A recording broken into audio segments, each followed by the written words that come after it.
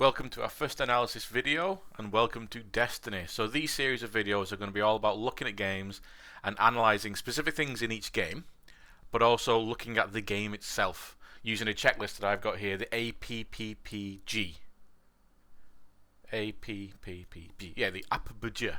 Age, platform, players, playstyle and graphics. Okay, so this is Destiny 2. We're going to jump in and we're going to talk about the game, go through that checklist, and we're going to look at a specific thing in this game.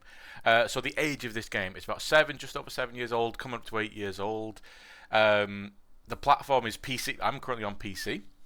Now, why is that important to know those first two? The age of the game just basically tells us where in the world of graphics it lives, in the world of computers. If this is a 25-year-old game, we'd be expecting something. If this is like a brand new game that had just come out today, we'd be expecting something. The platform is PC. This is important because on PCs you generally don't throttle graphics. On consoles, especially handhelds, you do throttle graphics for optimization. PCs are far more open-ended when it comes to the graphical fidelity, because it's all down to the components of your PC. Players. Is this a single player? Is this a multiplayer? If it's a multiplayer, what kind of multiplayer is it? This is a multiplayer game, but it's also a single player game. If it depends on how you play it. It's a multiplayer game. It's an online multiplayer game, and the play style can go from very slow pace to actually something very, very fast paced with a lot of stuff going on screen. That's very important as well because it's an 8-year-old game on a PC online with multiplayers. And it's a fairly fast-paced game at times, which means that it's got to communicate a lot of information very fast across servers. It's got to come down from my computer to a server and then distribute to other people, and those people might be in different countries, and then all that information's got to come back down to a server, then go back out to the other players. So there's a lot of information being processed very, very quickly. So you can't necessarily rely on having everything being super, super beautiful just for the sake of being beautiful with no optimization. This is incredibly optimized. It has to be. And sometimes you can actually see that quite obviously. Well, we'll be able to because we're going to break that magic. We're going to trade magic for science. And we're actually going to look at how they optimize stuff. The playstyle is very fast, like we said. The graphics, it's not realistic, but it's up there. It's like semi-realistic. Obviously, we are wizards in space fighting beings from other planets or from different planes of reality. It's not meant to be a walking simulator, is it? So let's get in there and actually have a look at some stuff. So the thing we're going to look at is how they build these worlds. So we're going to look at a couple of different places. We're not going to be looking at anything like really close into foliage or anything like that. We're going to look at some interesting things to do with general hard surface stuff. The kind of stuff that we're going to be looking at the beginning of our modelling journey. So I'm going to be looking at something fairly normal, and then I'm going to be looking at something a little bit in between, and then I'm going to look at something weird. So first of all, I'm going to go look at something normal. So I'm going to go to the tower.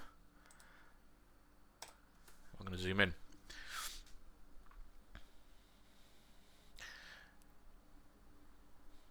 See, it's always good to have these, whenever you're analysing games, to have this kind of checklist. How old is the game?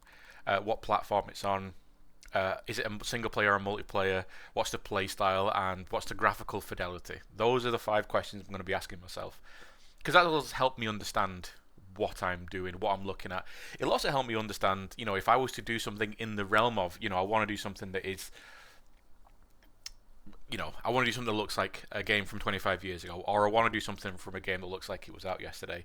I want to do something which is aimed for a PC. I want to do something which I'm texturing in the style of a multiplayer game. So I want to be optimized and all that kind of stuff. So we're at the tower here, so let's have a look around at what's going on. So a game like this, there are areas where it's really easy to see the optimization, but then there's areas where it's really hard to see the optimization. And some of the places you wouldn't actually necessarily notice or think about, especially if you're a general player. And this is one thing I really want to kind of get us thinking about. I want us to get out of that player mindset and start looking at environments, looking at props, looking at things in the eyes of a modeler, in the eyes of a designer. So one thing that I love is how ununique, not ununique, but well, yeah, ununique. How ununique the use of objects are. What I mean by that is you can't really tell quickly, like right off the beginning, how much stuff is repeated and reused. How many? It just all looks very unique in this area, but really it is very ununique. There's a lot of reused assets in this area, but also because yeah, the people who play games generally aren't in our position. They enjoy games. They might look into it a little bit. They might think they know something, but really they don't. So I've looked around this environment a lot, obviously, and I've kind of looked at how they could have done some stuff. There are some things that are really obvious how they've done that thing, but then others, it's like, how have they even done that? How have they accomplished that? Let's look at some easy stuff. So right at the back here, where all these little robots are, we've got one of my favorite little bits, is you've got these catch nets right here. Now, these look like actual bits of net, these kind of I don't know, mesh net kind of things that are there for catching stuff, hence catch nets.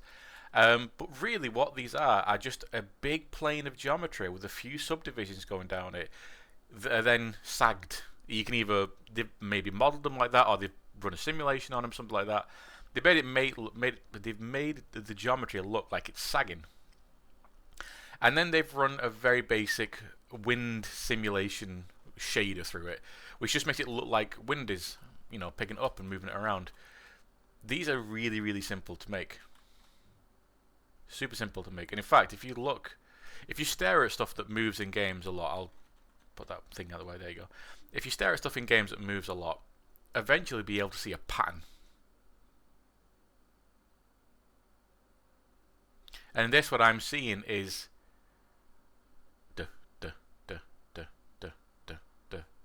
it's basically pulsing through this little wind simulation through it. But what's even more awesome and optimization, kind of, if you're an optimization nerd like me, you'd be able to you'll kind of really enjoy it. But if you really look at it and pay attention to the geometry, or what we can see of the geometry, you can kind of see where the divisions are. So you can kind of tell that. So I think this is 1 plane, 2 plane, 3 plane, 6 planes. I think this is 6 planes going side to side, or 6 divisions going side to side. So there's an edge going down the middle, and then you got basically 3 faces here, 3 faces here. 1, 2, 3, 4, 5. I think it's 5 going in this direction. And what I'm doing there, why I'm saying that, is because I'm looking at how it's moving, but I'm also looking to see how the geometry is kind of deforming. Because obviously this is meant to be a net.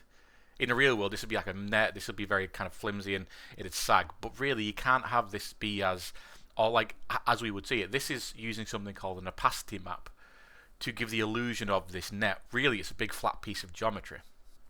But with this opacity map, it makes it look like this net you can put your hand through. And what I'm looking at here are things like little telltale signs. So just above my head here, where you've got the intersection of an edge coming down there and an edge coming down there, I can kind of see that there's this whole area here, if we're just above my head, this whole edge here is perfectly straight, and then it bends perfectly straight, and then it bends perfectly straight. And the same thing's happening here as well. So just above my head, straight, and then straight. So that's giving me the impression of there's an edge. Basically every one of these straps, these kind of links, don't know what you'd call it, but like this link here, this is just one piece of geometry right there. On this link, there's an edge, there's a vertex, there's an edge which runs down the length, and then we miss one. This is just a straight piece of geometry here, and then on this link, there's an edge which goes down. So that's really, really easy to kind of make. And in fact, let's go make that. So I'm going to jump out of the game for a quick sec, and we're going to jump into Maya. So I'm going to open up a new scene, and I'll show you what I mean. So we jump back into Destiny, give it a minute to kind of catch up. There we go. So what I've got is I'm seeing a big old piece of geometry here. Big old piece. That's what I'm seeing in my mind's eye. This is that trading magic for science. This is seeing behind the scenes. So I'm seeing this little piece of geometry, and it's 6 by 5. It's a 6 by 5 piece of geometry. Okay, so let's go make something like in the middle of the scene, and I'm going to give it a subdivision level of, well, it's a 6 by 9, so I'm going to go 60 width by 50 width in those subdivisions, because I'm looking at the geometry here. I'm looking at the mesh. I'm trying to see behind the scenes a little bit. So I'm thinking every one of these links, these straps going down, you skip one and then you got an edge. So you got an edge here, obviously, and then you skip one, then you got an edge. Skip one, you got an edge. So I said 6 by, and then this is a 5, so I'm going to go 1, 2, 3, 4, 5. There you go. This is all nice and square. And what I'm going to do as well is kind of try and replicate what's going on there as a basic shape. So I'm just going to dip this down a little bit. So I'm giving the impression of this little sagging piece of whatever it is. Like that. That I'm seeing in the game. You know, I'm seeing that geometry. Oops, daisy. And the only thing that's stopping me from actually seeing that geometry is purely because it's an opacity map. It's a transparent map, giving us this impression. Which we'll talk about transparency maps another day. I think we've talked about that enough. That's a really nice, simple thing to look at in this environment. This little net, but it's also, you know, jumping the gun a little bit with. It's a relatively complex thing for a new person to kind of get their head around. I think a lot of people would look at this and think that this is actually physical geometric. You know, all these different links in this mesh is all geometry, but it's not. It's only there to give the impression. It's filler. So let's have a look at some other stuff, seeing as we've spent a little bit of time there. So I'm moving down and I'm looking at this little area here, which is a really nice piece of design. So for the concept artists in there, well, also as 3D modelers, level designers, we still have to make things make sense, even if we're implying something. So what I've got here is something that, oh, what could it be? So this looks like, it looks like shuts, because I'm looking here, I'm seeing kind of like little hinges here. And then these look like they lift up. So this could be a blast shield. So, you know, this could lift up and close here, and you might have a ship that sits here which takes off, possibly. So that's kind of like a blast door, kind of stopping you from having exhaust flying backwards. I'm only saying that because there's an engine here that someone's been working on for 7 years. So that could be. No, this is like a big glorified hangar essentially. So, but why I'm thinking that? Why we're only thinking that is because you've got these hinges here. You know, everyone knows what a hinge kind of looks like. And then you've got these little clamps down here at the bottom. And then you've got danger. Now, danger's upside down if you were to flip it that way. But because danger's being read this direction, that tells me that these go up here. You know, it unhinges here and rotates to kind of close against that top frame there. But what is this? This is just a big old piece of geometry, and again you see the repetition. There's 5 of these panels that are probably going to be the exact same piece of geometry on a basis, on a very, very basic format. So this is one piece, and you just duplicate it over to fill up the area.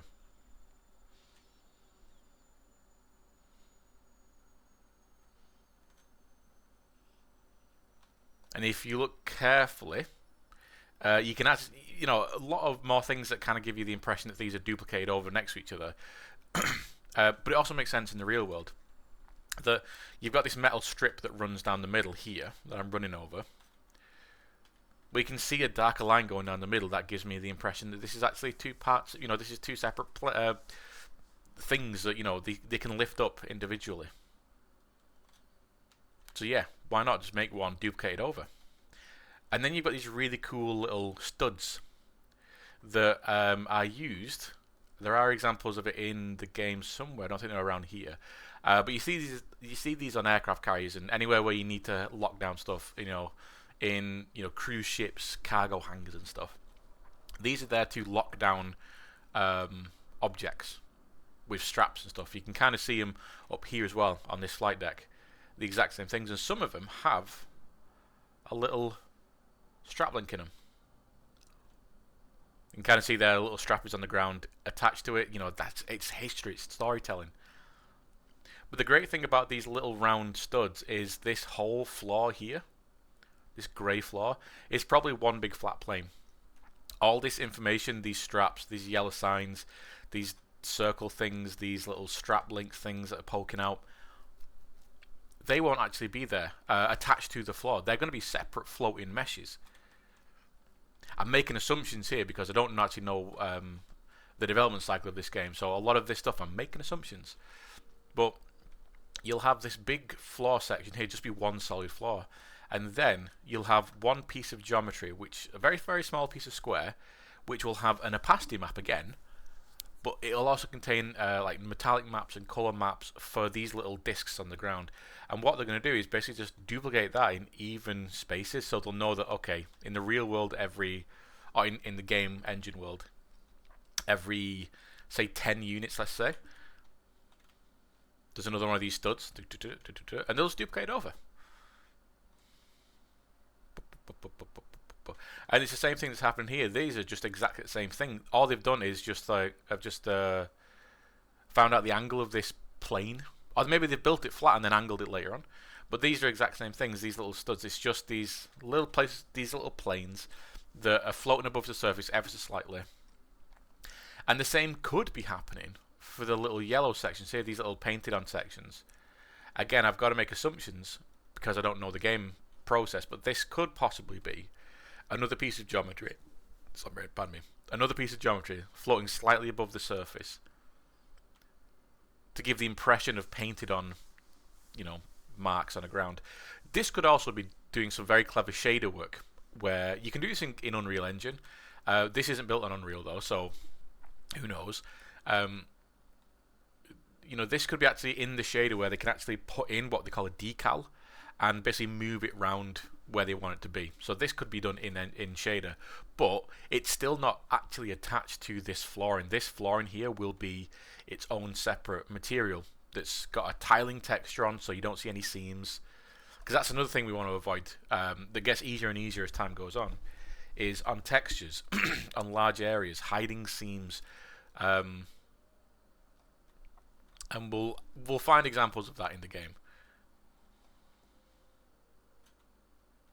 Now, what's really cool as well is to make stuff look less repetitive, because that's a problem with these kind of stuff. If you use a lot of pieces over and over again, or what we call modular modeling, if you use a lot of modular pieces over and over again, you start getting repetition, and that can get very, very obvious. But what you can do is also start to add little things to break up monotony. So you've got these two like oil stains on the ground there. You've got, is that a shadow or is that an oil stain? Oh, it's a shadow from that. You've got a little stain over here, I've noticed. And again, these are added the same way you'd probably add this floor piece or the decal there. It's placed on the surface. It's not actually part of the texture, it's placed on the surface. What's really cool though is both these stains are the same stain. They're just this kind of like right-angled L-shaped kind of thing, because, especially on this, so we'll look at this one right here. You see how it's kind of got this thing sticking out on the side here? Well, if we flip that clockwise 90 degrees, we got this, and we scaled it up a tiny bit, but then right above my head here, you've got the same stain sticking out. So it's not a different stain, it's just the same stain, slightly bigger, rotated 90 degrees, almost perfectly, and just put in a different area, and you can see it just kind of helps break up some of that monotony. This one is its own thing, but I know this stain from somewhere else in the level. So we're going to look at some other places in a second, but last thing I'm going to show you here is these grates. So again, this is another one of those things where people might think, oh, this is all physical geometry. Now, I can't actually get my camera in the perfect position for this, but I'm going to make an assumption that because of optimization, this isn't actually physically modeled. This is again a flat plane with an alpha map applied to it to give us the impression of this grate which has these slats in it. It's just very, very well done, and it kind of gives you the impression it's got certain maps used in its process to give it the impression of these slats are actually rounded metal instead of being like flat metal. It's rounded metal instead. And again, what we're doing is we're using multiple different pieces of geometry. So it's a bit hard because obviously, depending on how it translates on YouTube and the recording, what you see is, if you look carefully at that area there, you'll see that you've got. Oh, I think I might have actually. Yeah, I'm gonna stop myself talking there because, yeah, I have noticed this before and I've completely forgot about it. Okay, they've done something very cheeky and very clever here. So again, just like with the catch nets back there, just pay attention to these little strips just above my head, these little darker strips, and one there and one there. If you pay attention to them, they're from the wall, they're equally spaced away from each other. Boop, boop, boop, boop, boop, boop. But there's going to be one in there somewhere. In fact, you can just see it at the side of my head there. You can just see it running up. So what they've done is they've got a layer of these floor pieces, which will just be flat pieces of geometry with an alpha map applied to it. And then they've, on top of it, placed these little these little steel plates to break it up. And what that has been laid out, hello sir, that has been laid out, kind of not asymmetrically, but not perfectly. So you've got a very long piece, so you've got some steel panels on the wall there, and then it goes across, then you've got some steel panels there. That's quite a long piece. Then you've got a really short piece here, and another short piece, and another short piece, another short piece, and then a really long piece. Okay, so they've made it uneven or not very neat because all these pieces here, all these panels here that make up the see-through transparent section, they're kind of like, let's say they're 12 units by 12 units. So the spacing of these doesn't kind of match up by 12 by 12. It's offset a little bit. It just makes it look a little bit more organic. Well, I think not organic, but less like game man-made, where things look very unnatural. Even in man-made surfaces, they kind of look unnatural. So yeah, it's just the way that they've laid out these kind of steel panels. I think if you weren't one of us, you wouldn't notice this anyway. So it's just because I know what I'm looking at and I'm used to seeing it that I'm kind of seeing these patterns repeating. Also, clutter. We're going to be looking at clutter a lot because clutter is brilliant. There are 1, 2, 3, 4, 5, 6. There are 7, 8 models in this entire area. Say 8 separate models in this entire area, which is awesome. Okay, we're going to go look at somewhere else. So again, another stain, but it's a different kind of stain, but it's another one of those stains. What I really like is these, and I want to know how they've made them. These like painted sections of the floor. Again, that's not going to be bespokely made for this. It's going to be set up using kind of shaders in a really, really cool way. I would love to know how they did that. More stains. Even more stains. Look at that. More of that corrugated. Not corrugated. More of that kind of transparent see-through flooring. This is a really nice area for tiling because you can see some really beautiful tiling on the wall there, which is being used on this column. So we've got the same material being used on that wall there and that wall there, which is really, really nice. And then they've got there's clean versions of this, and then there's broken versions of this. This is a relatively broken version, which I mean some of the little mosaic tiles look like they've fallen off. But there are other areas where it's much cleaner. And I think that's another kind of overlay that they've done through shaders. But again, you got a clean version, and then you've got something you can lay on top to make it look battered. So you're not making two separate textures that are the same texture, just one is old and one is new. You've got new, so that's one texture. And then you lay something on top, and you can basically make it as roughed up as you want, but you're only really using one texture. So here's an example of that stain that I talked about upstairs. There's another one there, but obviously that's placed around this grate because of water buildup. Stairs, your modular modeler's best friend. So again, when you really look at these things, when you really analyze them, you'll see that these are really basic. And when you really pay attention, I can see that that stair is made up of 1, 2, 3 faces.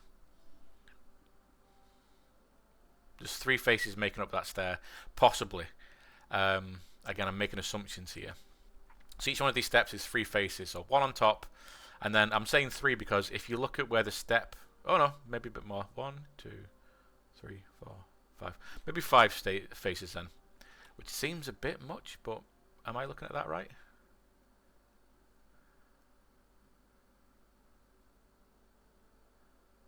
So the top step there, I don't know if it's coming through on the video, I can kind of see a little bit of a lip, but on the step below it and going down, they all look very, very simple. Or maybe it's this thing, maybe it's the runner that's doing it. Anyway, let's call the step 3 faces. So I've got a face for the very top of the step, and then I've got a face that comes over, if I'll stay there for a bit. So I've got a face for the very top of the step, and then I got a face for the right angle where it comes from the top of the step, goes over to the front face of the step. But then you'll see that it kind of bends back a little bit, and almost like a 5 to 10 degree change from going from top step to 90 degree change to the front, and then we have like this 10 degree change that goes back into step. It makes it look less of a normal right angle step, a bit more interesting. Let's go make one of those. So here we go. So that's our catch net, so I might move that out of the way. And one of those steps, like I said, it's just very, very simple. I'm going to make it just like that. That's our step, and we can make it as wide as we want. So let's go there. I'm going to, because I don't know exactly the working levels, the working dimensions of what's going on here. I'm making assumptions.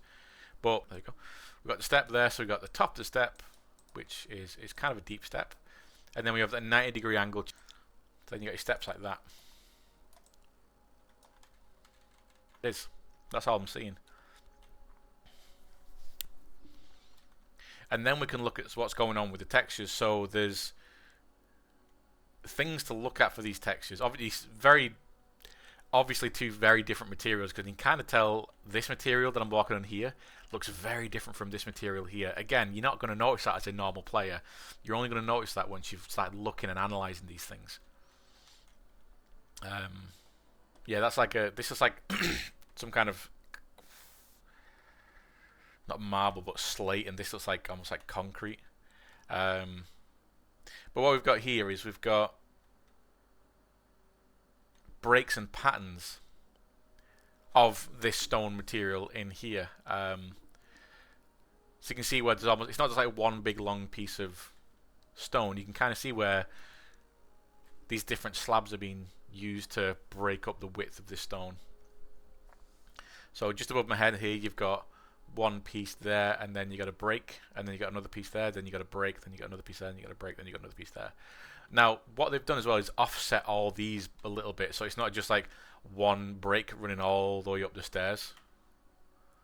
You know, they're offset a little bit. They look a bit more interesting. They don't really make sense from a building and a masonry point of view, but that's not the case. That's not the point, is it? It's more about just making things look more realistic, more believable. And this is used. Achieved by using something called a trim sheet, and we're going to learn about trim sheets, and we're going to be able to see lots of trim sheets. But these steps right here are being used right here as well. I believe these are exactly the same things. Yep. And the only difference is you've got a right angle here, which hasn't got actual. There's no masonry. Ooh, you can actually just to the right of my foot there. Hopefully, it comes through on the recording. Just to the right of my foot there, you might be able to see like a little dark V shape. And that is a mirrored texture artifact. Let's keep a camera in a better position. And what I mean by mirrored texture artifact is because when you mirror a texture, the point where the two textures meet, if you've got two obvious bits of that texture, like two darker spots or something like that, you're going to end up having that kind of Rorschach textbook matching texture kind of artifact. So you can kind of see that little V just at the bottom of the screen, right in the middle there. The little V, it's because you've got that left and right side are mirrored. Lots of very cool things. This flooring right here, you'll see a lot again, but you'll see a lot. But then again, you also see what they're doing with the same thing they're doing up there. Is they've got a clean version, and then they've got a shader or something which they can then increase the amount of damage applied to it. So you're only dealing with two textures rather than making loads of individual textures using the same textures for specific things, specific purposes, because you've got a big old, very clean, relatively clean section over here, and then you got this bit here which has got massive damage on it. So that's not two textures. That's not two separate textures. That's going to be two materials. So you've got this kind of tiling material, and then you've got this concrete material here, and they'll blend them in together. More stairs, they'll be exactly the same ones. Look, you've got this exact same concrete texture again, but it's bigger, so they've scaled it up this time as well. Yeah, so I'm looking at the size of my foot. It's about just bigger than the length of my foot, each one of these little square sections. I come down here, it's the exact same, but it's bigger. Much, much bigger. But you see how clean it is? Because this is just a clean version of the texture. More stairs. These are a bit different though, because these are exactly going to be the exact same geometry. In fact, it is. I can see I'm looking at the side profile of where the stair meets the the rail there, and I'm seeing the side profile, and we're still getting the angle change that we made in Maya a second ago. All this is just a different texture, a different trim sheet. And again, we're going to learn about trim sheets. This little strip here, which breaks up this piece of concrete and this piece of concrete, again, that's a trim sheet. This is just going to be a thing on its own. Lots of lovely foliage. Okay. So still in the tower here, and again, we're still looking at, we've still got this square base tile thing over here. We've got some really nice tiling over here. Really, really beautiful.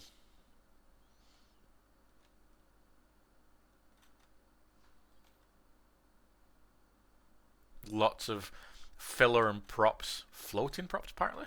Oops, a daisy, no one's noticed that.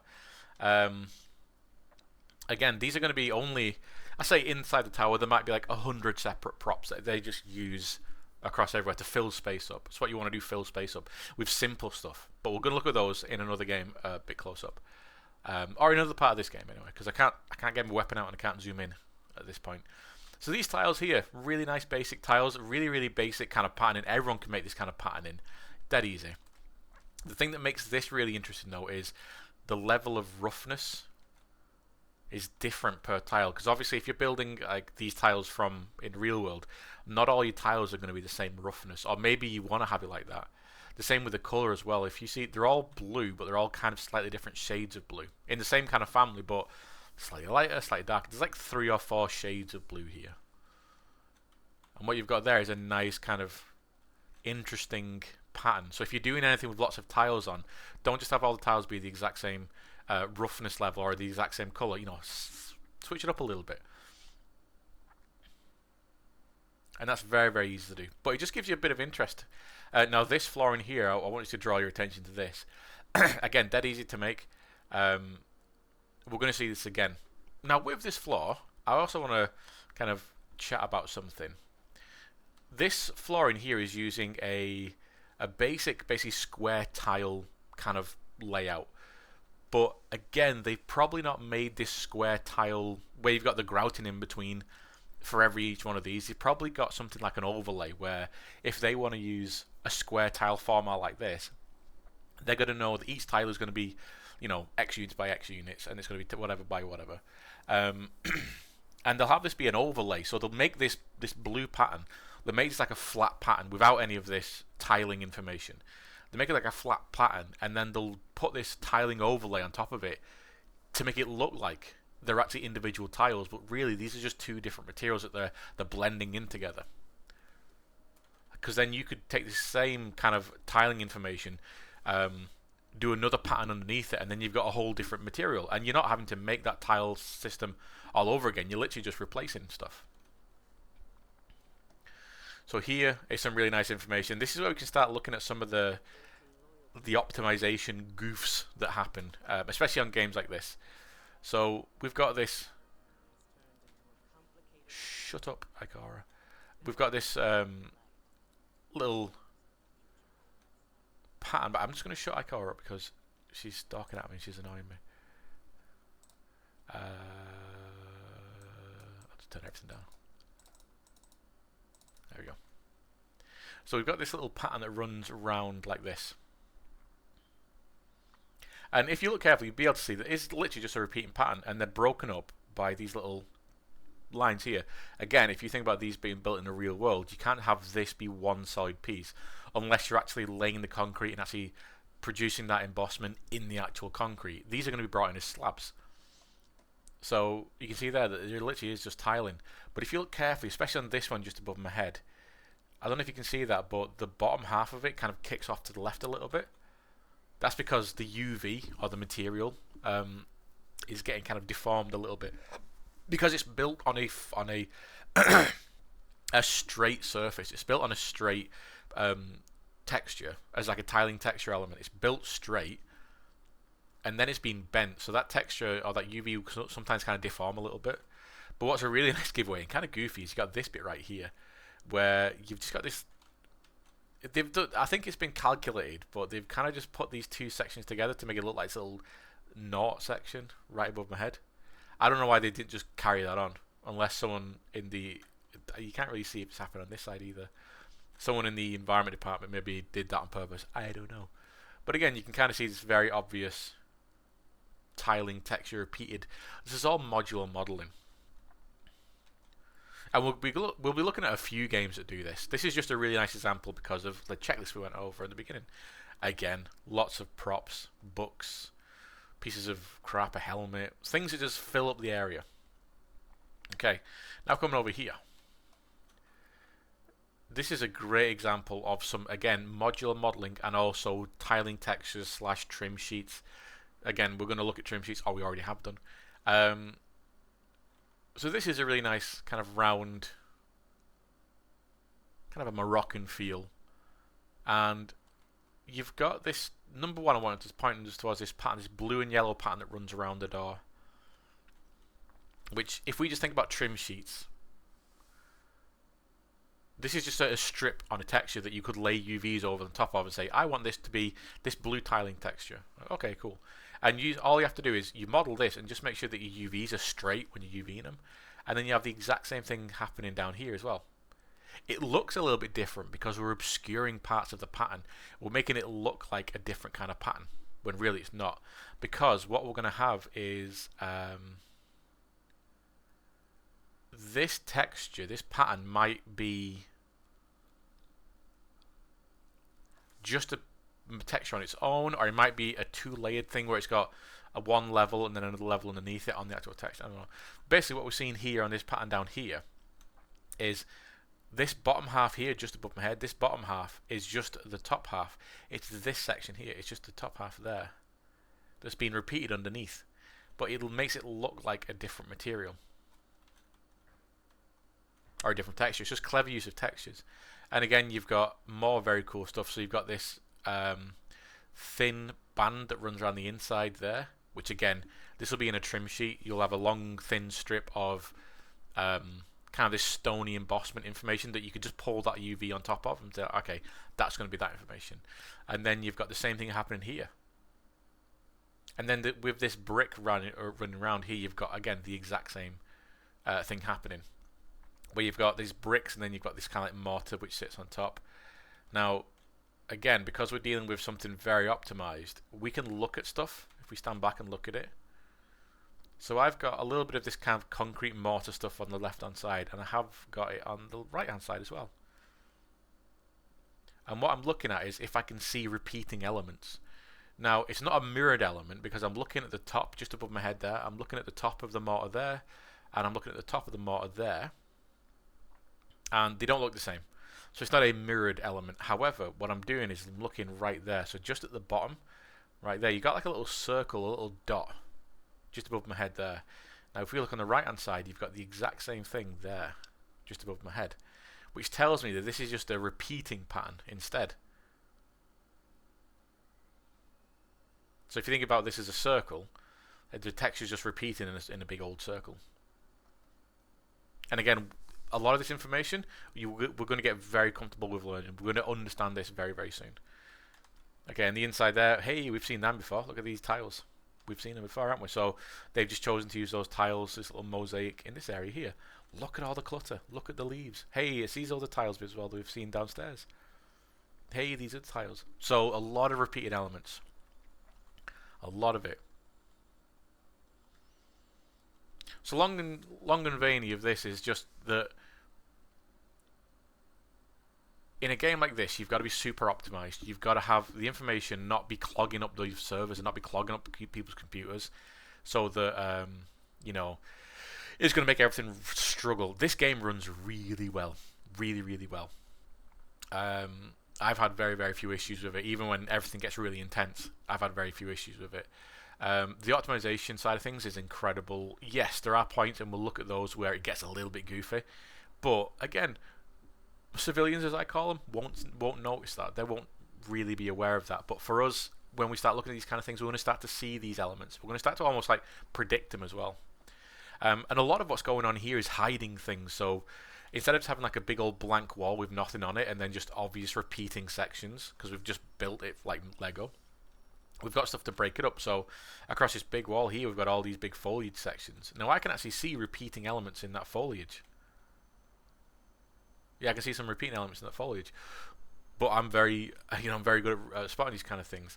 Stuff like this here. So instead of just having this be just a big blank section of the wall, why not throw some stuff in it? There's these little circle things which are just bits from anywhere. These are just things from a toy box. You'd probably see these in other levels. And then a little like circuit breaker box and stuff. And, it gives you what we call verticality. So in fact, I can try and, get somewhere to show you the level of craft that's been put into this game. No, I can't do my super jump here.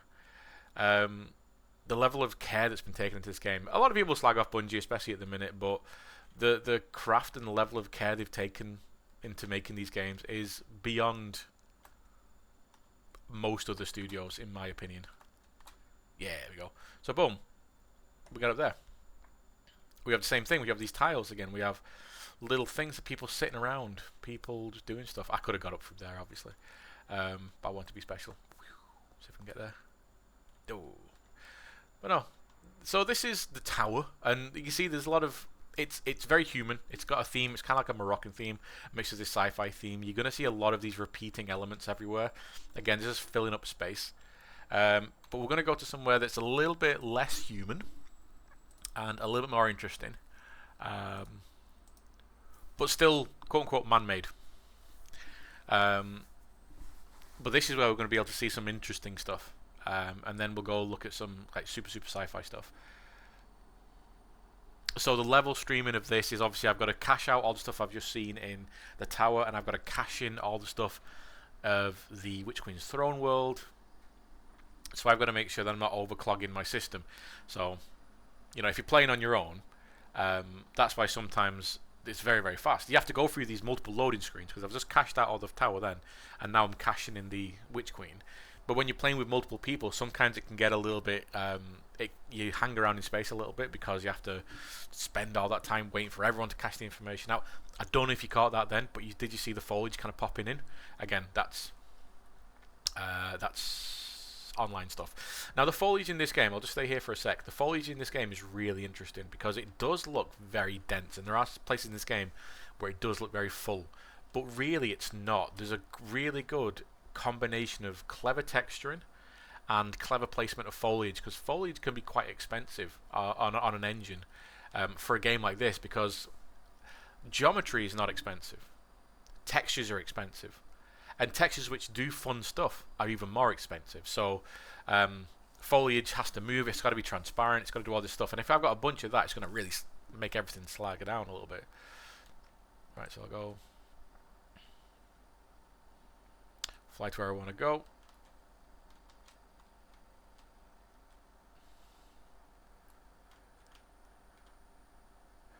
So going over here, so this is where it gets a little bit less human, but it's still kind of quote-unquote man-made. We're in castles at the minute, but I found in this area especially some really great examples of really good modular modelling. I'd say these guys, they don't annoy me. Thank you. Some really good examples of modular modelling right in front of me. There's one straight away. This big old tower. And just look at how this wall here meets this wall here. There's a super obvious seam that goes down the side there. Even right there where you can see the... Go away. But you can see this kind of, I don't know what you call it, it's not even a balustrade, is it? It's this thing here going across, hits there. You can see that there's, even tonally, it's super dark going into super light. Now what we also got here is where it meets. You got this little information, this little like bit of information right here. I think that's just that bit up there. So this could be two sections of geometry. So you got this upper section here that they then just repeat down here. If you look at that, so you got, because I'm looking at the top there, you've got these little spikes up at the very top. You got little spikes there.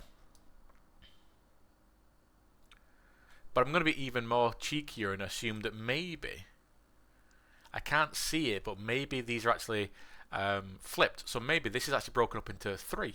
So instead of being like one piece here and one piece here, it could be one piece up to there, and then this mirror upside down, and then you got one piece there, and then you got mirror upside down, and then you got one piece there. So this could be three pieces. And I'll hide myself, and then we'll jump into Maya and look at that. So back in Maya, we'll get my stairs, and we'll move them out of the way. Bye-bye stairs. Wait. I don't know why I'm not creating geometry. There we go. Cool. Yeah. What I was, that last bit I was thinking about then, where I break it up into multiples instead of like one big piece or two big pieces, I'm thinking multiple pieces, is I've got my tower section. So if we go back, like right there. So I've got the tower, and then I got little spike sections, and it goes in around there. I'll take away what I don't need. Or maybe that is still there, because take away that. Okay. So that's the top of my tower right there. That. So that one big long piece of geometry, really, really nice modular modeling. It's breaking stuff down. It's also making it simpler than it needs to be. Also, I've just noticed, look at that texture seam. So you see that dark line running up? That's where the texture wraps around the tower and doesn't make it all, or it doesn't match up. It doesn't make it seamless. I don't know why they just didn't rotate the tower around a little bit. But you can see there, really horrible texture seam. And you can really notice that as well, because if you look at some of this marble information, it kind of comes down and then it just ends right there. It comes up, it just ends there.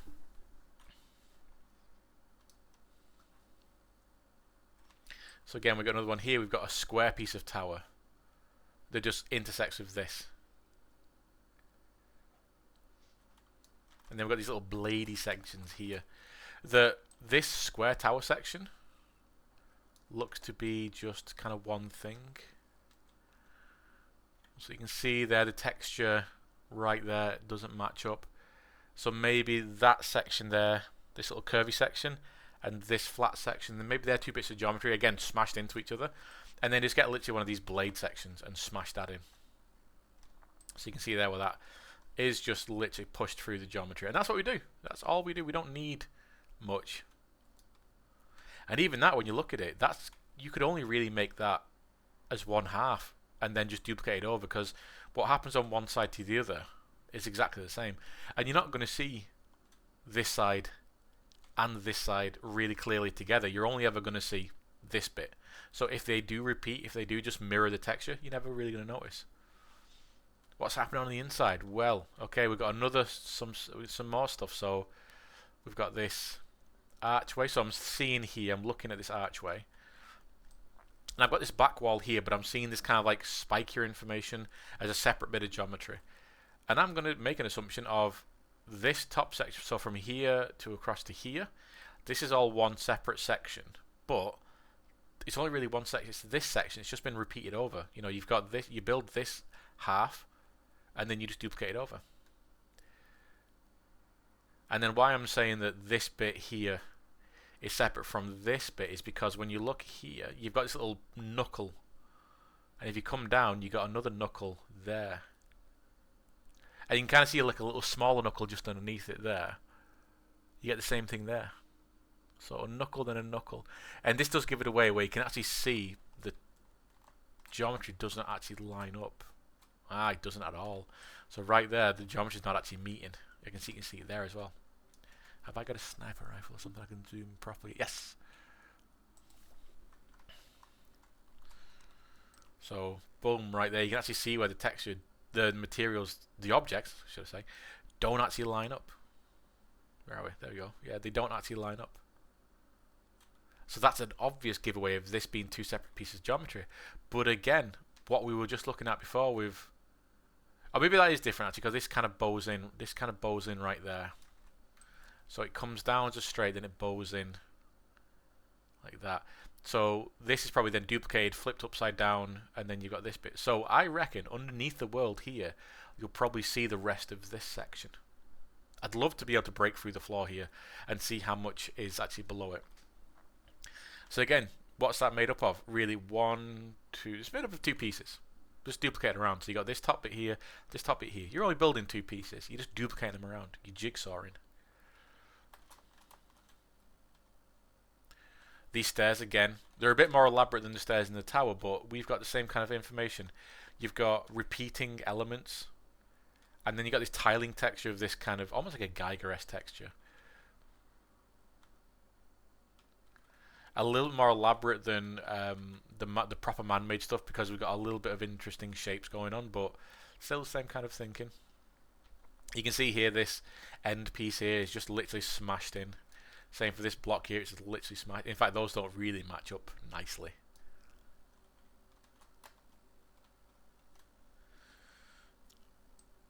Now this, I've noticed, last time in this video, this actually crashed right here, and I don't know why it did. You've got two separate bits of geometry again. You've got a wall section here. And then you've got a wall section on the opposite side, and you can actually see that you got this bit. So this is much more like an external kind of turrety kind of thing. This looks more like this would be facing on the outside of an environment. And then on the inside, this is straight, so it's like a normal wall. But you can see how those two pieces fit together, because you've got this piece here. And you can see very obvious where they match up, where they meet. You've got another piece there. And hey, look at that. You can see very clearly that these don't match up.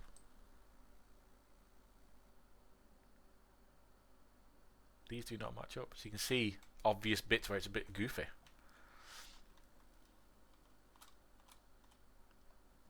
Now my last little bit in here is right, and I can't really get anywhere high to show you this.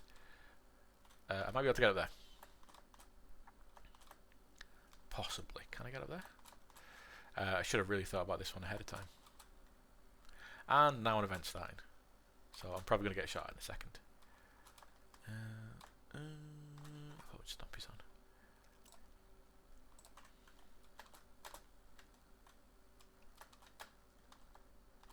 Can I get up there? Oh, it's pushing me off a little bit. Oh, it's kind of pushing me off. Oh, no, I can't get up there. Okay.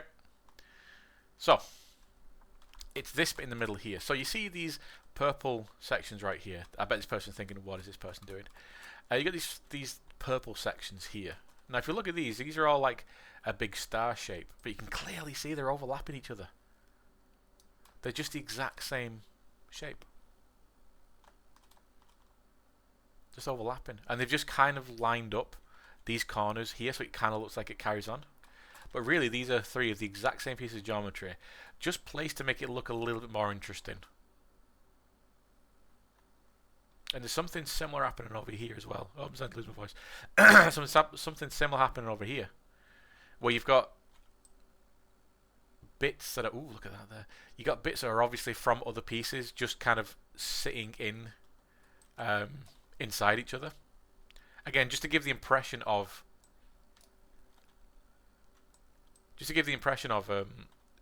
more elaborate information. Just a more elaborate information than what is actually there. It's all very, very cool in my opinion.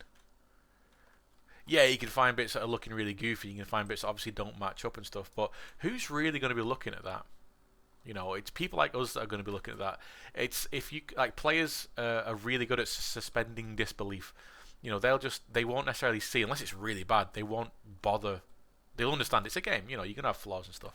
It's only keyboard warriors on Reddit that really complain about this stuff. But you know, again, these are really, really simple. And what's really fun as well, some of this stuff might be made as straight pieces of geometry, big old straight lines, and then they use deformers to actually bend them around. So I could make this piece here as one piece of geometry, big long strip of geometry, and then I use a deformer to bend it round. As long as I can make sure it actually does, tile, I could bend it around and make it look like this big old plant pot. Because all I've done is just bend around a piece of geometry.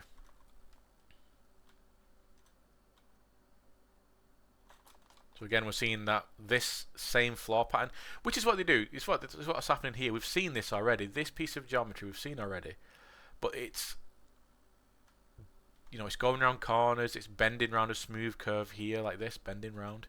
It's this piece here. It's that exact piece. It's just a little bit bigger. It's been scaled up a little bit, and they've just curved it round. That's all they've done. So another great example of, when you look at stuff, you're really seeing this modular modeling, but behind the scenes, it's not actually that difficult. It's not actually that bad. So now we're going to go to somewhere a little bit more interesting. Now, do I take you to the dungeon or do I take you to the actual place? I think I'll take you to the dungeon, because that's a new, and I think I can get closer to see some stuff because it's newer. It should look a little bit nicer. So we've looked at very man-made, we've looked at kind of in between man-made, and now what we're going to look at that is like classic sci-fi stuff. So very, very clean lines, but it makes it really obvious to see where these little repeating elements are. And even harder at first to, if you don't know what you're looking at, harder to first of all see these kind of cool modular modeling elements, how they've achieved these. But when you see it, it's like, oh my god, I'm starting to see that everywhere. So again, this is why we're doing these analytical videos, to look through these interesting areas. So one thing that Bungie do not skimp on is their skyboxes. Look how pretty that is. That is very pretty.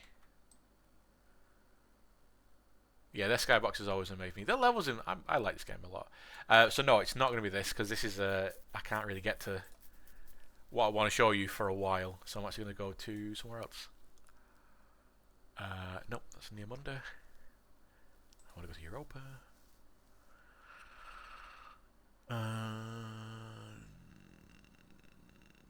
Let's go here. Oh, we'll leave the activity. As you know, I can show you two things here. I can show you super sci-fi and some broken down stuff. Because the first place I'm going to show you is from early on in the game's release, fairly early on in the game's release. And they've not updated the environment, so some of the stuff is a little bit more noticeable there. Where the second place I'm going to show you is a little bit harder, but it's still, because it's part of the same map, it's still in the same time period of when it released, but it's a little bit harder to see stuff. Because it's like a clean sci-fi environment, not a dirty sci-fi environment. The first place I'm going to show you is like a dirty sci-fi environment. And then after that, I think I'll end up showing you the oldest environment that isn't just a weird parallel universe thing. There's almost like a place which looks like Kaer Morhen from Witcher 3. A castle. I'll show you that at the end. So we're on Europa. There's a big tower in the background there. This is an outpost, and it's falling apart and stuff. And there's an alien guy that's missing an arm in there. What's really nice about this area, though, is it's really good to show you some really nice but simple things you can do to create these environments, and stuff that we're going to do and we're going to think about to create our environments. Now, we're not going to make an environment like this where it's run down and broken and stuff. Our environment is going to be nice and clean. But it was just really fun stuff to look at. So we've already looked at examples of modular modeling, some examples of tiling textures and stuff. Same thing going on here, and in some ways it's a bit easier and nice to see it here. So you've got these orange walls everywhere, but they're all the exact same wall. They're just broken up or split in half. So for instance, this wall right here is just this. It's just one of these walls. It's just been broken up, or maybe it's half wall and then there's another wall here.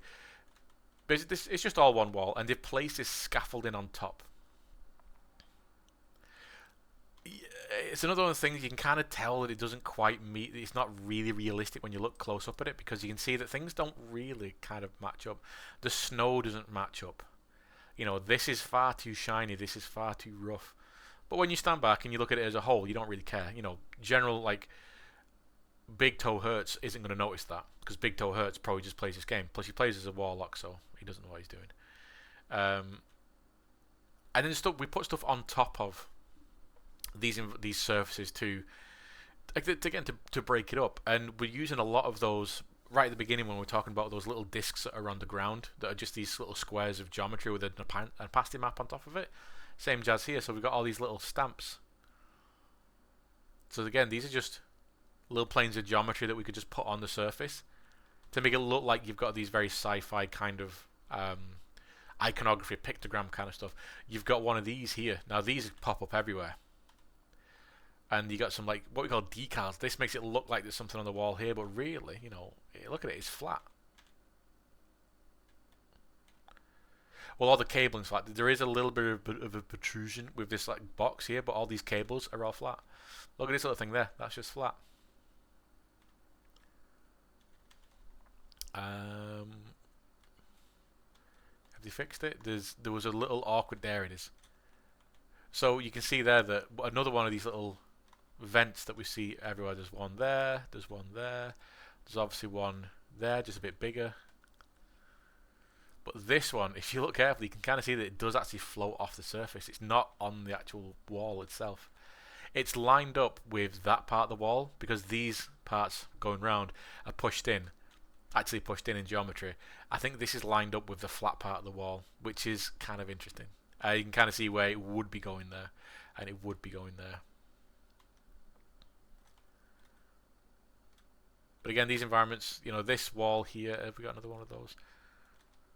Yeah, that's just the exact same wall that's over there with one of those little boxes on the side. More of our little netting, but again, the same jazz. You look at that. I can't zoom in because I'm in a no fire zone. This, because of its dynamicism, is probably a more more denser geometry than what we made in Maya. But the same thing's happening. We've just got a long piece of geometry with X amount of subdivisions, and then that's having like a wind simulator push through it. But if you look carefully, these things at the end, which should be 3D, they're not. They're just flat. Again, another wall piece with all these decals pushed on top. This is also sat on top of the geometry. That's funny. So here we've got lots of these big X walls, but some of them look different as well. So this one is darker with a different texture. That's just a straight up texture thing. There's nothing hard about that. It's just a different texture. This snow is painted on. Well, not this snow. This snow is geometric. But this frost that's on the walls and stuff, that's all painted on. We can do this on Unreal Engine. It's called pixel painting. Or vertex painting. Sorry, not pixel painting. Vertex painting. You can paint that on top of the surface. And it's really cool.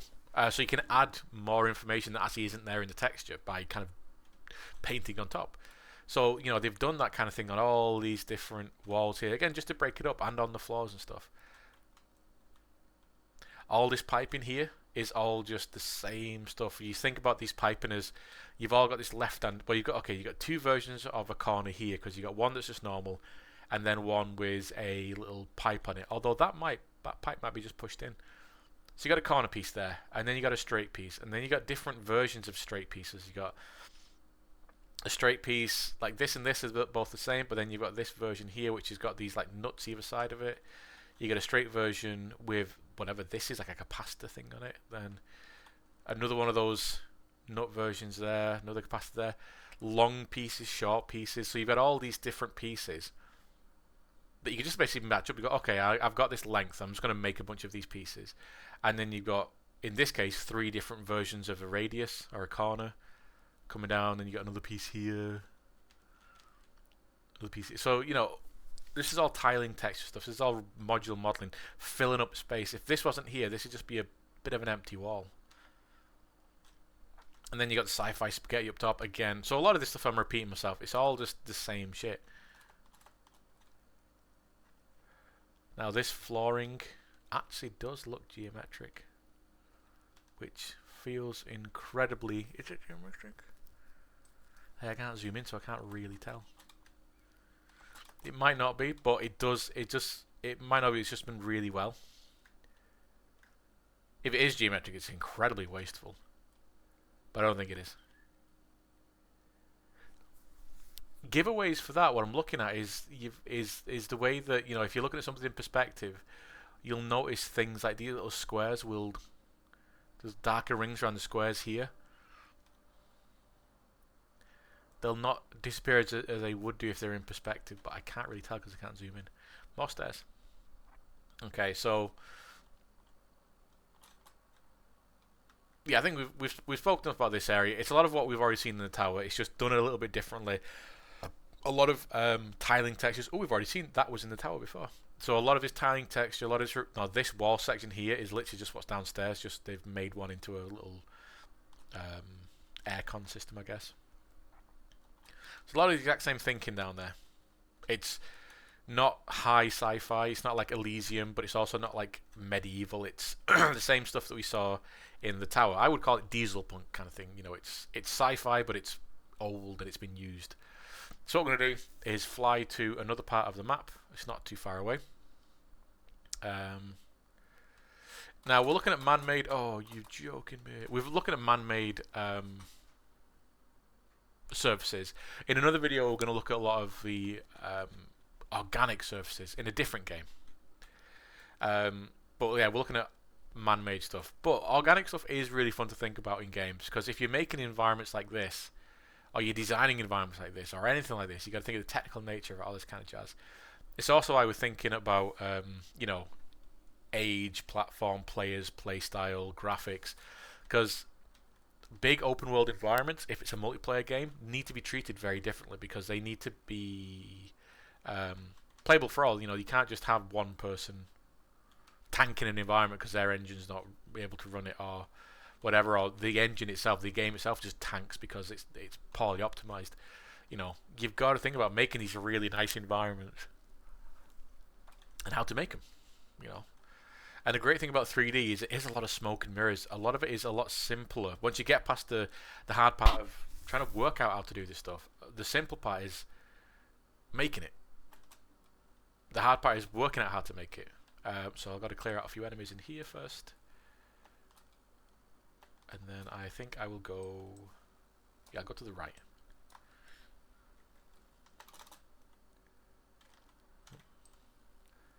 Just make sure they don't follow me down the thing. But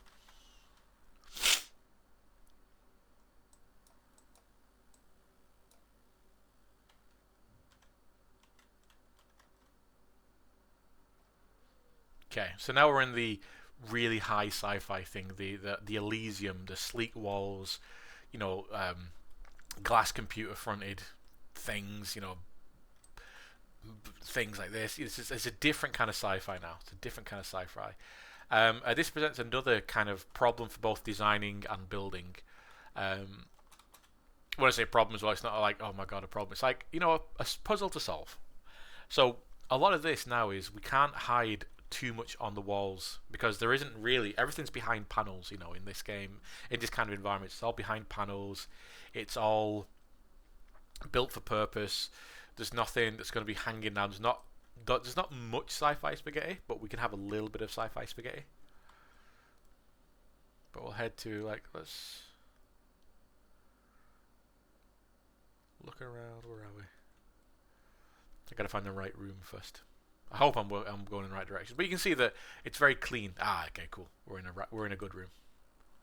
So again, I'm just going to clear it out.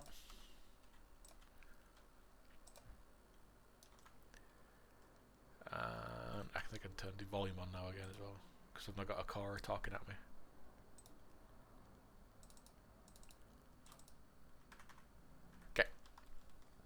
Okay, so these environments, like I said, it's your high sci-fi, it's your Elysium style environments.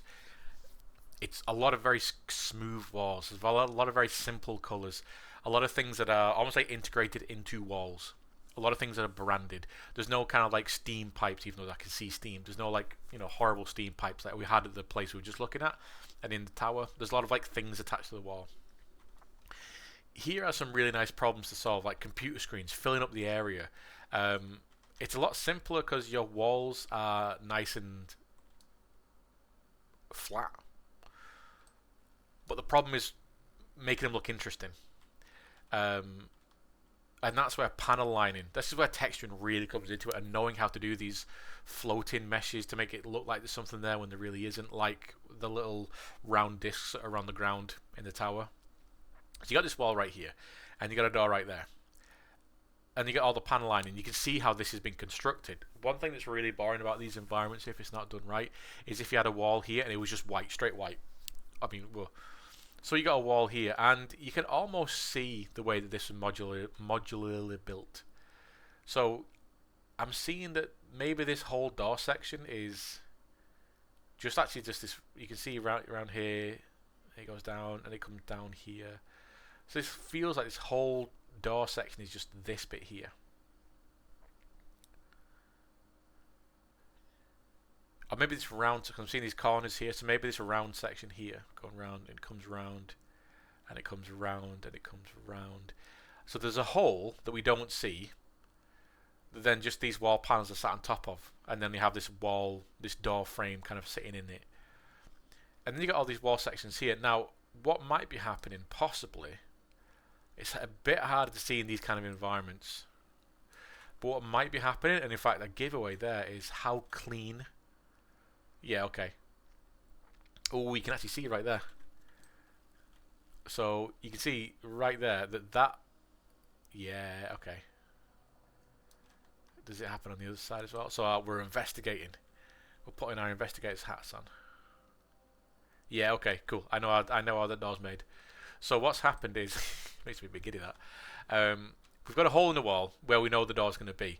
This door section, this big square door section, is a thing that we've made ahead of time. It's called a prefab, because we know we're going to use this shape a lot. So what we've done is, in the engine, we've made this environment, we've made this door section, and then each one of these wall panels here, you see how crisp that line is separating these two sections. So that's actually going to be two separate pieces of geometry. And what they've done is they've made up this wall. This whole wall has been made up of individual bits of geometry. So that's a piece of geometry right there. That's a piece of geometry. That's a piece of geometry. That's a piece. That's a piece. That's a piece.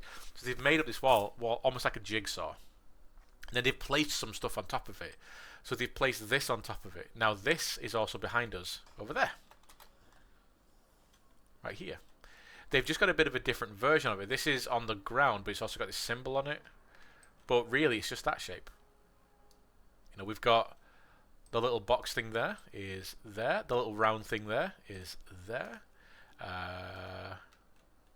other information? Is there anything up here? Yep. Okay, so this little section, triangle section thing there is right there. Okay, so boom. They're repeating textures, that and that. Same geometry, but the material's been changed. So you could have any number of versions of this, because they would have set up a material which they can do like what we call instancing or master materials, where they would have changed parameters. They would have made a new version of it and changed parameters. So it does all the same stuff. It just does it. You have one that's white, you have one that's orange. So yeah, that would have been placed on top of the environment. And if we go back here, it's kind of obvious over here. So you can see that. Where's that? Where is it again? I saw it a minute ago. Yeah, so you can see there where the panel lining comes up. Again, look at how straight and clean that is. You're not going to get that through texture. You only get that through two separate bits of geometry meeting. And then it just ends, and you can kind of see where it's a bit rougher, a bit more dirt there. It just ends. So that tells me that this is actually sat on top of the model.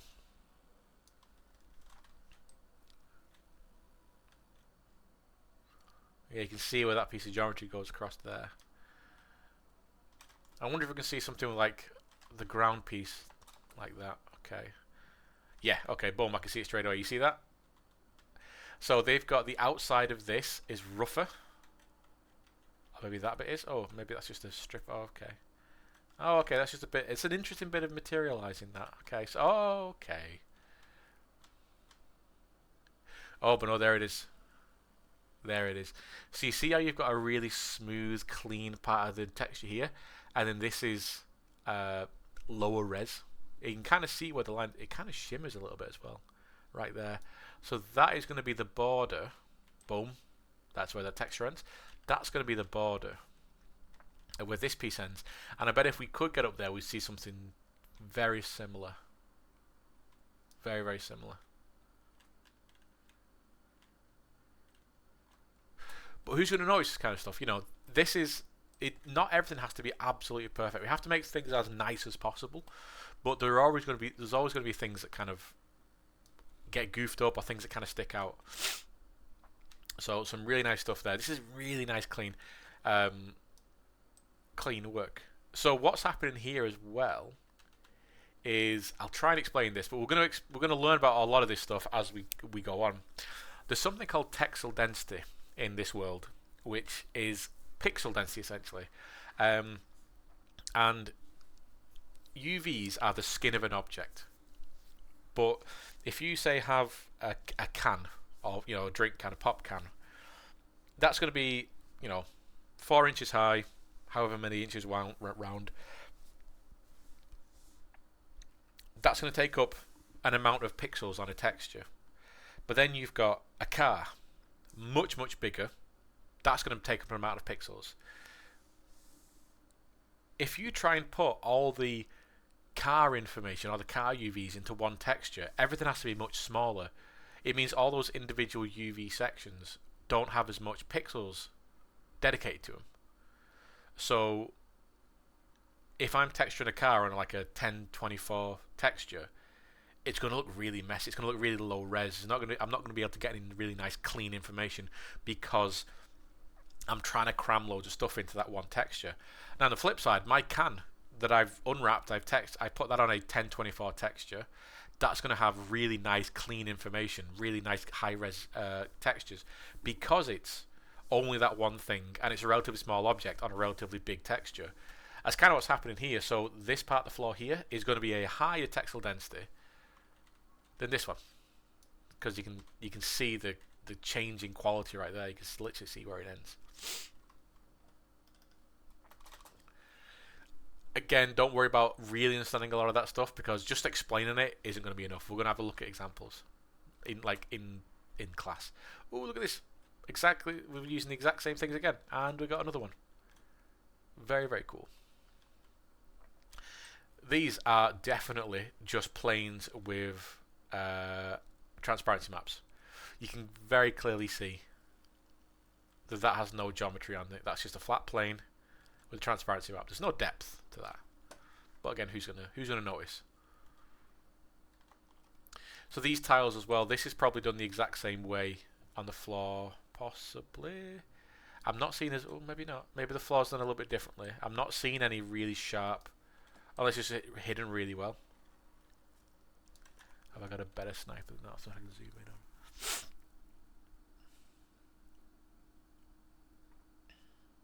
Yes.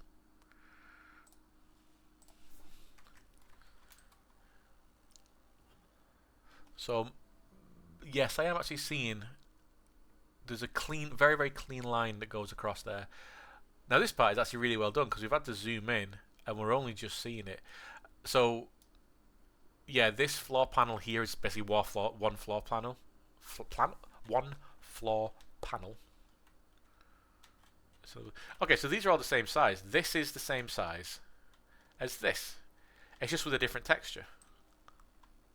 Now what's happening here though is where this is just a flat piece of geometry. This has got opacity maps in it, but it's also got like a plane underneath it, which has got what I call sci-fi spaghetti. It's just basically noise, sci-fi noise,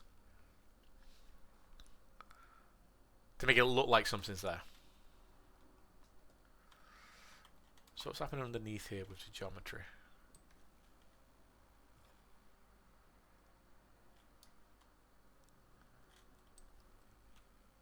Okay.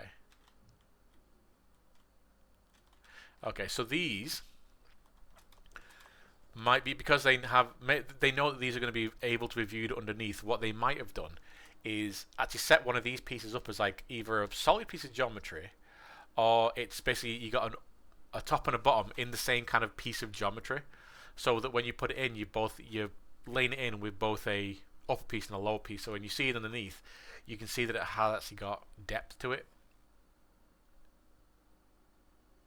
It's just because you've seen the underside.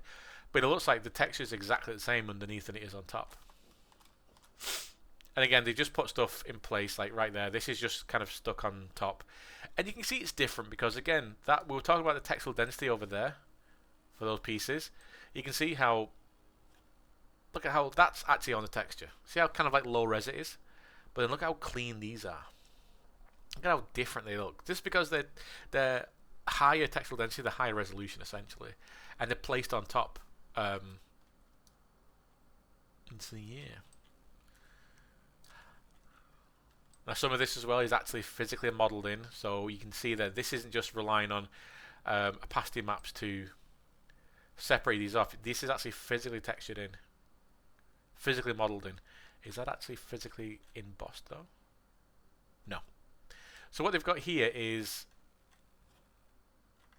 a texture that runs around. This little dip here isn't actually there. It's again just a texture thing. So what they've done here looks like is they've modelled it like this so they can have a very clean separation between the glass section and the metal section. Because sometimes you want to have a physical separation in the geometry between this and this so that you can have a nice clean separation. And again, we're going to look at all this kind of stuff at a later date. Sci-fi spaghetti again. Look at how basic that is. Look at actually how basic that is. That's disgusting. Again, these are going to be placed on the wall to make it look like there's more information than there really is.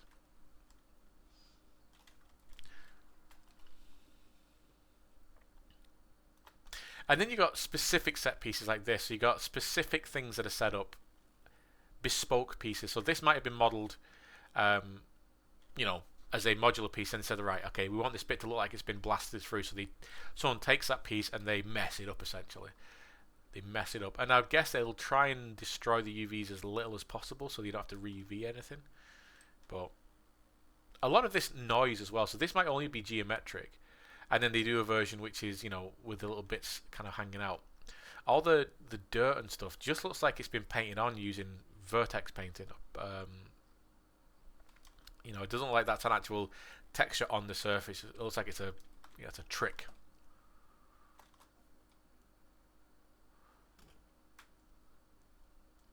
And again, a lot of this stuff is all the exact same stuff we've been seeing downstairs and upstairs. It's just a little bit different. Now, what we've got upstairs actually is a lot of the walls have got small curves. Can I get back up there? Yes, I can. So we've got two kind of different wall sections, wall meeting sections. There you go. So normally when we build walls, we build them with basically just a right angle join. But here, a lot of the walls have got this slight little curve to them. Which, depending on how you're building stuff, and you've got these really nice little points here as well, which are quite fun. Depending how you're building stuff, or depending how your supervisor, your art lead telling you how to do stuff, you might do this a little bit differently. But what you could have is essentially a flat wall section, and then from say like here down to say like here, this is an adjoining section, and then you've got your actual floor section. So this won't be, you know, it might be literally from here down to here. Might be, so I'm looking to see if I can find any like sharp. Ooh, look at that. That's not meeting up quite well. So yeah, like from there down to there might be like one solid piece of geometry. So above it you've got flat wall, and then you have your little wall, like joining wall floor section, and then you got your floor section. And then you got some stuff like this bespoke section here is just for the door. So I think, again, I'm looking for little artifacts on the ground. Okay, so for this door section, we would have taken something like this, again, that floor to wall section, and then we would have basically made a door out of it, stretched it out, made a door out of it, and made, so this, from like all this bottom section here, going round, up, across there, coming down, all that looks like one prefab, like one door section, just like that door over there, that is all one door section that comes in as one piece. I think that's doing the same thing here. All this section. Okay, so that's how they've done these walls. You can see all these floors and walls are kind of joined like this. Downstairs, it's a bit different. So here we've got the joining walls and floors in this kind of right angle. which I'm actually a big fan of this kind of look. Now, what's the difficulty here is, I wonder if you can actually see it, is making sure that these things actually meet up. So we need a flat wall section. So let me just get rid of these guys. Need a flat, there we go, flat wall section. And I need to be looking into the light. Okay, so can I see?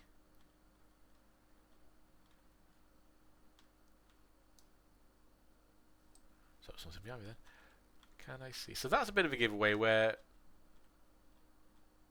okay, that looks like, okay. I'm trying to see how these walls and floors are connected to each other. This again is part of that sci-fi environment kind of thing, which is a bit difficult because then everything's got to be nice and neat and clean, and you can't have really, in like the diesel punk kind of sci-fi stuff, like in the tower and in that little rundown place at the beginning. You can hide behind a lot of noise, and you can kind of make it a little bit rough. But a place like this, it needs to be clean. So this presents a little bit of a problem. It's very modular. So this is where like intermediate modular modeling comes in, because you got to make it nice and clean. You got to look at an environment. You got to break it down. So looking at this, I've kind of got a wall section, a corner section here, but we can nick this from like these. I can nick from that door from upstairs, so I'll go and nick them. And then I've got this like corner section there, it looks like, and then I've got a wall section. Now, can I see a break in that wall? So from here to here, can I see like an obvious texture seam?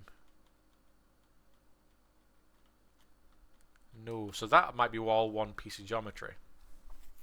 And then, is that geometric? It is. So that's one piece of geometry. I'll make a standard piece of geometry, but then I'll duplicate it and make another one with this kind of cutout. So this is of actual physical geometry, but you see that one over there hasn't got it. That one's got another little bit on there. Okay. And then I can use stuff like, that's not geometry, is it? Is that geometry? No, that's not geometry. That again is one of those little overlay stickery things. I can tell because I'm looking at this dark section here, and I should be able to be seen much further in. I should be able to see it more clearer there, and as I come round, I shouldn't be able to see it at all here because of how 3D works. Cool. Again, all these stickers will be decals that they'll place on top of it. Just high resolution decals. These are just basically animated textures that are placed on top. You can kind of see where these two walls, this kind of corner section here and the floor section here, are different, because you can kind of see the quality of the specular map. Again, this is far neater and nicer than this floor section. Okay, so these floor sections. Oh, okay, so that's a bit lazy. So you got this floor section here. So this bit here and this bit here, they're all actually part of the same texture. They're all part of the same model. You can kind of see there where they don't even line up properly. I don't think. Oh, they kind of do. Okay, they kind of do. So yeah, all these, again, they're just planes. These little hexagonal, not hexagonal, these little square floor patterns here. They're all just tiling textures. And they're making it look all smooth by making these little runners that run round. Oh, you can kind of see there. That's kind of sticking out the corner. So each one of these has kind of like a rounded corner in the texture. Oh, again, that's geometric. Interesting how they built that. Okay, so that's actually the geometry there. I'm saying it's geometric because you can actually see the polygons right there. So maybe this actually physically comes down a little bit. So each one of these floor panels here is actually recessed into the tile. But you can see there it's kind of sticking out on both corners. This is sticking out here, which means we're going to have that sticking out there. Interesting. So this is literally just a runner and a separate bit of geometry. There's a little bit higher. They put more geometry into the corner, so it doesn't look as low res. Okay, so you can kind of see, like, It's not laziness at all. Some people who don't know what they're looking at might look at something like this and go, "Oh, they're being dead lazy." It's because when you're in a fire team and you're running through this, you're literally going at this speed, and you're talking to your mates, and you're having fun. You're slagging off the guy who's just died 4 times in a simple encounter, and then you pew pew pew pew, and then you're gonna run over here, and then you jump in. Oh, there's a guy down there, so I'm not really looking at anything else. Oh, but isn't that kind of my brain size kind of filling in the gaps of that? Oh, look at that, cool. It's tracking me down there, and I'm running down, I'm throwing a thing, and I'm doing this, and I'm shooting. So you're never really going to see these things unless you stop and look at them.